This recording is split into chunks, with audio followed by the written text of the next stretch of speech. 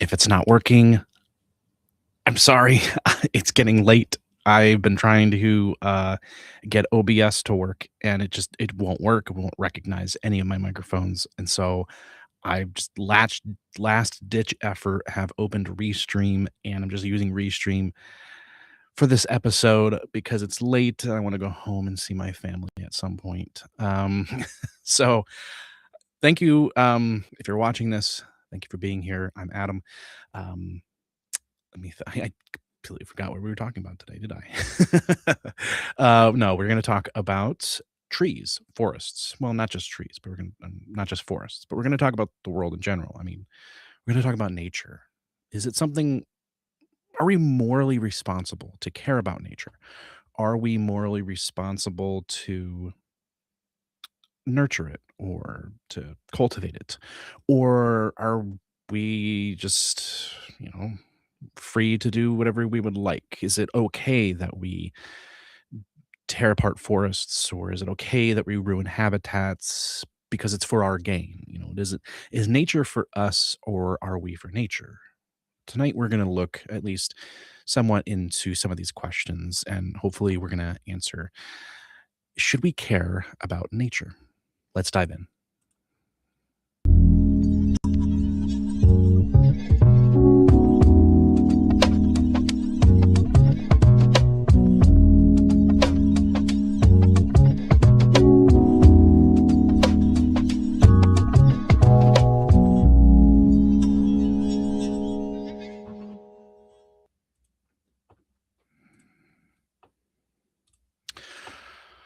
All right, welcome. Welcome to Adam Answers. If you are wondering why it says Restream in the top right corner, that's because it was kind of a last-ditch effort to have a show tonight, considering that it's Friday, and if I didn't have a show tonight, I would not have one again until next week. And I am trying to consistently do a show every single week. I want to be in that rhythm, want to be in that pattern. So I was having issues with OBS, which is the software that I usually use to do this broadcast. I've been using it for a while. However, I've recently transitioned to using my MacBook, and I have a different monitor. I even have a different camera, and the OBS just doesn't really. It's like a honey badger. It just doesn't care. And so have spent over half an hour trying to get to work, and then I thought, okay, well, it is 7:20 p.m. I usually never do shows at 7:20 p.m., but it's getting late. If I'm gonna do one, I should do one now, so I can at some point tonight go home and see my family, and ensure that they are indeed okay before I go to bed. So tonight, we are going to look at the question: should we care about nature? No, that question can kind of be a complicated question because, well, there's a lot to it. When we say should we care about nature, what do we mean? Do we mean that should we care about animals, or are we talking about trees? Are we talking about tree hugging? Should we all, become vegans or vegetarians? What does it mean when we say should we care about nature? And so I think the way that I'm going to frame it is more in a general sense, more kind of in a broader sense, which would be planet Earth is, as far as I know, the only Earth that we have. Should we be caring for it and tending to it in such a way that it prospers in such a degree that we may not get from it what we could have? That I know, to realize that might not make sense, but what I'm trying to say is this: should we be treating the earth in such a way that we're more concerned about how well it's doing than what we can get from it? Or do we have a greater moral responsibility to take from the earth what we need in order to grow, develop, spread as a species, advance as a civilization, build technologies, is it morally wrong to tear down hundreds of trees in a wooded forest area for no reason other than to build an AI data center so people can make AI slop with cats and, dancing frogs? Is it is it wrong that we do that? Or would you argue, well, we're obligated. We have to do it because we have to achieve technological evolution. And so we should be doing that at the cost of nature, sort of like this utilitarian perspective. It's the greater good. Or do we have a moral responsibility to not treat the earth as a means to an end, but treat it in such a way that it's nurturing, that we care for it, that we want to see it at its best? Because when it's at its best, we're at our best. Because maybe our best isn't building AI data centers. I think that's how we're going to look at the question tonight. And to do so, I wish I had gotten the book from my shelf. Unfortunately, I didn't pull down the book so that I could show you. Maybe I will at the end, actually. But there's a book. This book was really influential to me. And the book is called Pollution and the Death of Man. And it's by a writer called Francis Schaeffer. Some of you may have heard him before, heard of his writings before. Francis Schaeffer, Pollution and the Death of Man.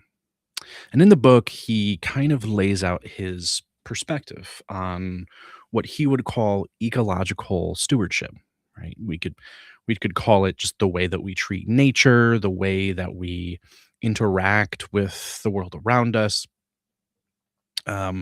Ecological stewardship, I think, is a good way to describe it. Saying ecological meaning just the nature of the around Earth, and stewardship meaning how do we treat it? How do we use it? How do we interact with it? And he would say that there's two antithetical views, right? There's two very broad views. And on the one side, we have materialism. So we have a sort of mechanistic, materialistic view that sees the earth as a means to an end. Uh, he argues in his book that as the West moved away, they moved away from seeing sort of the mystery of nature, and they started moving towards seeing God's creation as a mechanical resource. This was a view. Mechanistic philosophy is philosophy that looks at the universe and looks at the world as a giant machine. And it's a giant machine that has moving parts. And if you put all the parts together and wind up the machine and hit the button, and that machine will go. It's a very Newtonian perspective on physics, and it was one of not wildest, but it was one of the newest revolutionary views as a result of the scientific revolution. We don't really hold that today because of things like quantum physics, things like chaos theory. I think things like quantum physics has kind of put a wrench in this mechanistic philosophy, giving us, okay, good reason to doubt that the system like the universe operates like a machine. Um, but the analogy still works to a degree. And this philosophy was really popular throughout the um, scientific revolution, all the way into the industrial revolution of the 19th century. If nature is just a thing, or we could say if it's just a machine, well, then we feel no moral obligation to treat it with respect. I don't really treat my um, car or my laptop with the kind of respect that I would treat a person, or the kind of respect that I would treat a pet if I had a pet. It's just a machine. I take care of it in so much as it provides me with something. I take care of my car so that my car can get me from point A to point B. I take care of my car because I need something. I want something. I need to use it as a means to an end. And the mechanistic worldview would say that that's how we treat the universe. We treat it as a means to an end. It's if it is a machine, just like my car is a machine, then there is no moral wrongness if I decide to treat it as though it's a means to an end. So if I decide to clear 100,000 acres of pristine forest to build an AI data center or some solar farm or whatever it is, an Amazon warehouse, whatever it is, then well, that's a means to an end. Um, that's the first view that Schaefer is pointing out in the book. This is the first kind of polemic view, the mechanistic view. The second one is way on the other side of the spectrum, and this is sort of the pantheism view. Okay, so this is the polar opposite. This is the view that would say, well, everything is like it's not like the universe isn't a machine, but the universe is it's God himself. Nature is God. This the things that exist in nature are extensions of God. This rock is an extension of God. This river is an extension of God. These trees. Some might say they're um, different modes of God. You know, God is in this rock or God is in this tree. There's different forms of pantheism, but Schaefer argues, or Schaefer kind of encapsulates the view in a very general sense. He argues that pantheism strips us, it strips us of our human value and our human dignity, and our purposes. And this is what he means by the death of man.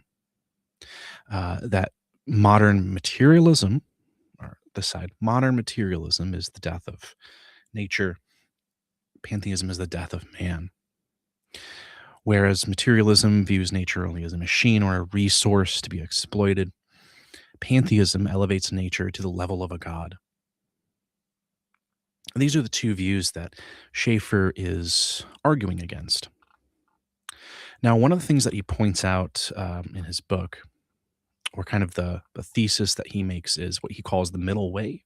The middle way. Sorry, my voice cracked. I don't know why. And the middle way, he would say, is a balance that is laid out to us and for us in Scripture. Nature is distinct from God, but it is valued by God.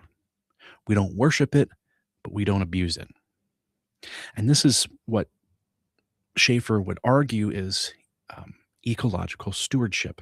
And he would argue that this is what we're called to do. This is where we're called to be, not in the modern materialism, not in pantheism. Oh, those were the other ones. Not in modern materialism, not in pantheism. In the middle, what he calls ecological stewardship, or the middle way. It's not just bad science that has been polluting the earth. It's a worldview of utilitarianism without a moral compass, that money, power, fame, those things are more important. Schaefer says that when we look for the middle way, as he calls it, then we can recognize how modern materialism is greedy and it treats the world as though it's a means to an end. And we can also see on the other side how pantheism devalues humans, not dethrones them, because he wouldn't say that humans are on a throne, but he would say that humans are valued in a different way than the rest of creation. And he would say pantheism would rob us of that. But the middle sees both. Now, he would say that nature is our fellow creature, common origin. Schaefer would emphasize that humans and trees, well, we are both created. We're not creators, but we are both part of the created order. He also talks about the lower brother. He suggests that we should view nature as our lowly brother.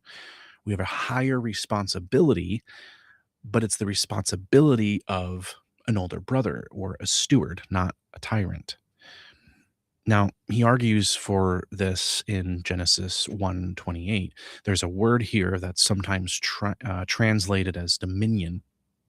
In some texts, translated as subdue. We see Genesis 1:28. God blessed them and said to them, "Be fruitful and increase in number." He's talking to Adam and Eve here. "Fill the earth and subdue it." That's the word he's talking about. Subdue it.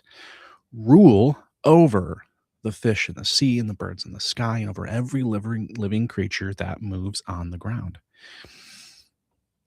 He's arguing this. Okay, the word there in Genesis 1:28 is kabosh for subdue or dominion. Kabosh.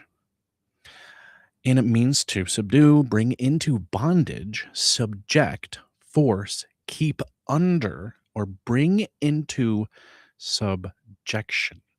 Now, when you read these words, or these definitions, I should say, of the Hebrew word kavash, it sounds, well, it kind of sounds like you're supposed to force something to submit to you, beat it into submission. Kind of like, if you're a prisoner and you're working in the gulag and there's someone there with a whip or they beat you with a stick, get in line, right? Maybe that's the idea that comes to mind. Forcing someone into submission. And the definitions here certainly give that indication. Forced into bondage, forcing, subdue, subjugate, to tread down, to conquer. Now, I think this is interesting because if you look at these definitions and translations, you might think that, oh, okay, like we are called to treat the earth like we would treat someone who's, our prisoner, force it into submission, rule over it. But that's not exactly the case. You see, the Hebrew word here is very nuanced. And the meaning of it, I think we get more indication from context throughout Scripture and throughout the Old Testament and other ways that the Bible talks about the created order, gives us a better understanding of what this word means in this context. What do I mean by that? What I mean by that is this. Look what Jesus says in Matthew chapter 6. Matthew chapter 6, starting in verse 25, he says, "Therefore I tell you, do not worry about your life, what you're going to eat, drink, or about your body, what you're going to wear. Is not life more than food and body more than clothes? Look at the birds of the air. They do not sow or reap or store away in barns, and yet your heavenly Father feeds them.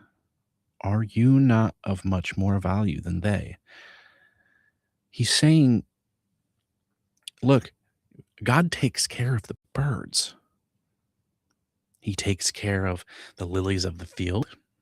He takes care of all of the things in the ocean, all of the things on the ground. Jesus is affirming here that God cares for his creation, that God tends to them. God tends to the birds just as much as God tends to any of his animals. He tends to the trees and to the plants and to the oceans and to all of the life therein. And if this is the case, and if we have this image painted for us, given to us, of God caring for, in a nurturing sense, his creation, then it would seem that this word, this command given to Adam and Eve, is not what we think it is when we're reading the definition of this Hebrew word here.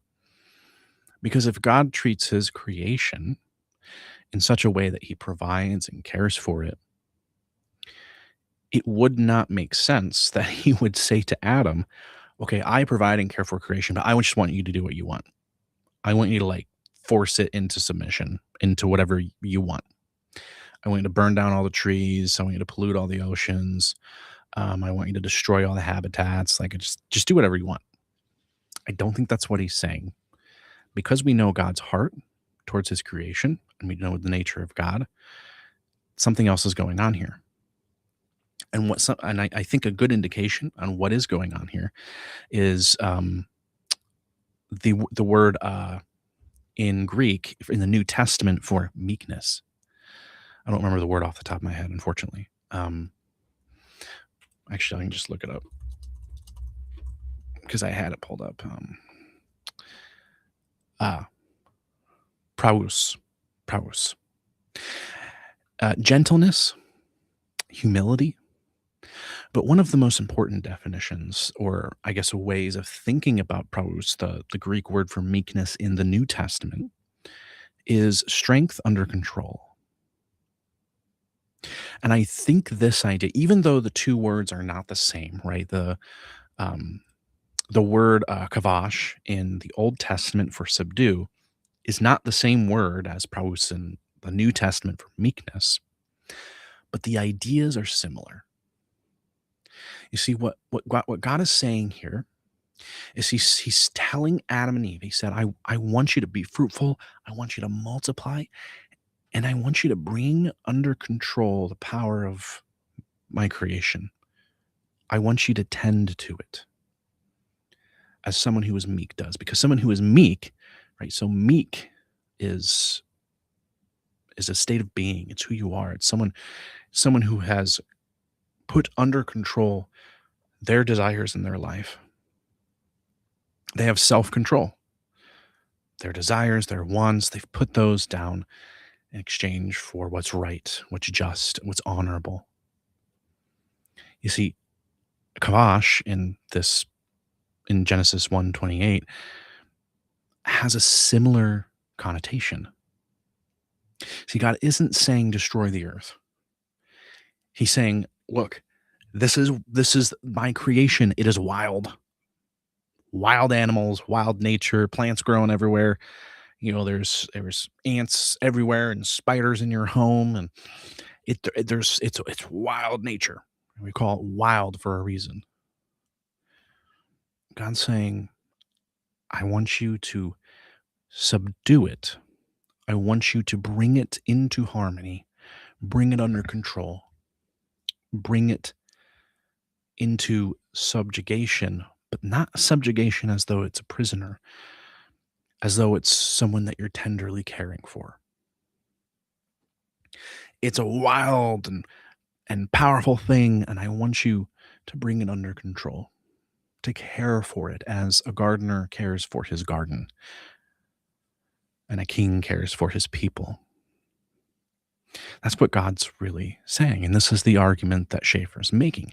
He's saying we need to go back and see what God's really telling us in Genesis 28. And we really need to start considering what he's calling us to.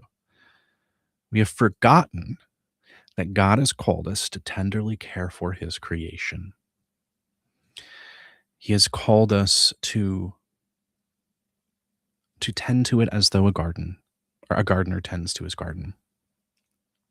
Schaeffer would argue that God doesn't call us to perfection because we know that creation has been cursed, that the curse of sin has entered into the world as a result of Adam and Eve's sin. But there is progress. He admits that we won't have a perfect environment. We won't have a perfect world in this world until the end of things, when there is a new heaven and a new earth that isn't marred by sin.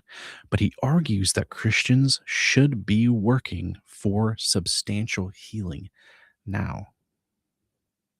That being a good steward of the earth that God's given us stewardship over, is a part of what it means to be salt and light. Our care for the environment should be like a pilot light or a sign of the way things are supposed to be. If we claim to love the Creator but despise the creation, we live in a contradiction. It's called the death of man. And this is because the philosophical hook the philosophical hook of the book is that Schaeffer argues that how we treat nature is a prophecy of how we will treat people. If we decide that nature has no intrinsic value and is only a tool for profit, we will eventually decide that inconvenient people are also just tools and obstacles. Schaeffer calls us to be meek, he calls us to be humble, and calls us to be stewards of the earth that we have been given. So that is Should We Care About Nature? That is our episode for tonight. Francis Schaeffer, Pollution and the Death of Man. Look it up. It's a really great book. If you've never read it, I would strongly encourage you to read it sometime. Thank you for joining me tonight. Just two quick things that I forgot to mention at the beginning of the episode because I usually mention these. First thing is, if you look over in this corner, there's a QR code. If you would like to ask a question, any question about any topic, you can even ask me for, a lemonade recipe. I'll find one. I will answer that question. Scan the QR code. It'll take you to a form that you can fill out, and you can ask your question there. Also, in the description of this video, there should be a link, and that link should also take you to that form where you can ask your question. There's also a space there in the form that you can fill out saying whether or not you'd like to be on the show. I would love to have you on the show. I would be honored to have you as a guest to wrestle through questions together. So go ahead and scan that code. And I just want to thank you all for joining me tonight. And thank you. I forgot to do the thing. It is Friday, February 6th. Friday, February 6th. I hope you all have had a incredible week. It has been a very, very, very long week for me, but a very blessed week for sure. I hope you all have an incredible weekend. And I love you all. And I'll talk to you later.